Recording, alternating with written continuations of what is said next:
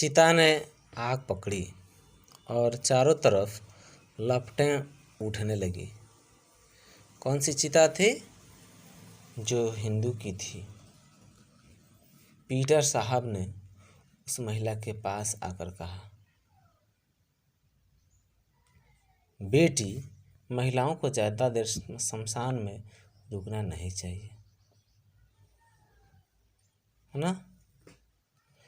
अच्छा नहीं, पीटर का ही ये शव जलाया गया था।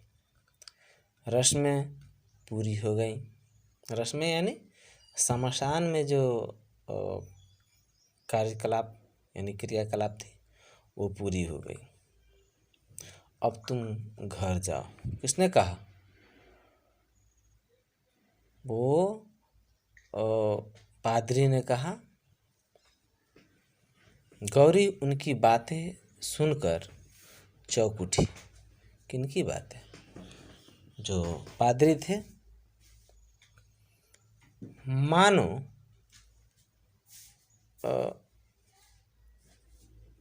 मानो किसी ने उसे नींद से जगा दिया। नींद से जगने का इसका तात्पर्य है कि वो अचेत सी हो गई थी। चिता को जलते देखकर वह पुराने ख्यालों में डूब गई थी। कौन? गौरी। पीटर साहब के कहे अनुसार वह धीरे से चलकर शमशान से बाहर गई। पीटर साहब ने जैसे कहा, उनके कहने के अनुसार वो क्या की? वो शमशान से बाहर चली गई और गाड़ी में बैठी। कौन गाड़ी में बैठी? गौरी। गाड़ी आगे बढ़ी और गौरी फिर अपने अतीत में खो गई। अतीत कहे तो अपने पिछले समय में की जो बातें थी उन सभी बातों के ख्यालों में वह डूब गई। विल्सन और गौरी बीएससी के तीसरे वर्ष तक आते आते एक दूसरे के करीब भी आ गए थे। ये अतीत की बातें उसे याद आ रही है। उसे विल्सन बहुत अच्छा लगा। किसे? गौरी को। सुंदर, सलोना रूप, सौम्य स्वभाव, मिलनसार और हर समय दूसरों की मदद के लिए तैयार, ये सभी विल्सन के सद्गुण थे जो गौरी को बहुत ही अच्छे लगे। वह पढ़ने में जितना अच्छा था उतना ही खेलों में भी कुशल था। यानी वह पढ़ाई के साथ साथ खेलों में भी दक्ष था। उसकी रुचि खेल में भी थी। जब वह कॉलेज की क्रिकेट टीम में खेलने के लिए उतरता था तो चारों तरफ से उसी के नाम की गुहार होती थी। यानी होता है ना, जैसे विल्सन खेलने के लिए अगर उतर गया तो सभी क्या चिल्लाते थे? विल्सन विल्सन विल्सन, है ना? विल्सन और गौरी पहले सिर्फ दोस्त थे। विल्सन और गौरी पहले क्या थे? सिर्फ दोस्त थे। पहले पढ़ाई में एक दूसरे की मदद करते थे। क्या करते थे? एक दूसरे की मदद करते थे। एक दूसरे की प्रशंसा करते थे, यानी बड़ाई करते थे। बाद में दोस्ती प्यार में बदलने लगी। यानी विल्सन के अच्छे गुण गौरी को भाने लगे और गौरी के अच्छे गुण विल्सन को भाने लगे और वे दोनों एक दूसरे के करीब आने लगे।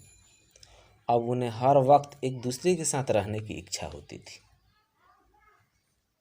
एक दिन हिम्मत करके विल्सन ने उसके सामने शादी का प्रस्ताव रख दिया था। किसके सामने? गौरी के सामने।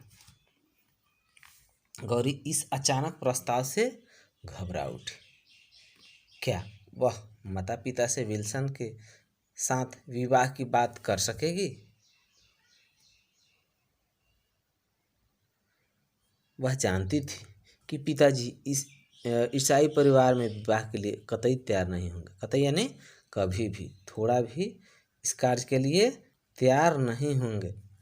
हर माँ बाप को यही लगता होगा कि लड़की दूसरे धर्म में शादी करके गई तो हमेशा के लिए हाथ से गई। उसकी माँ तो शायद जान ही दे दे। ये सोच रही है कौन? गौरी, जब उसने विल्सन के सामने अपनी आशंका प्रकट की तो वह बोला, तुम किस युग में रह रही हो गौरी? मानवीय संबंध में धर्म, जाति आदि कैसे आड़े आ सकते हैं? किसने कहा? विल्सन ने गौरी से। तुम नए युग की नारी हो, क्यों अपनी पुरानी मान्यताओं में जकड़ी हुई हो? पुरानी मान्यता यानी पुरानी जो परंपरा है उससे बंधा होना।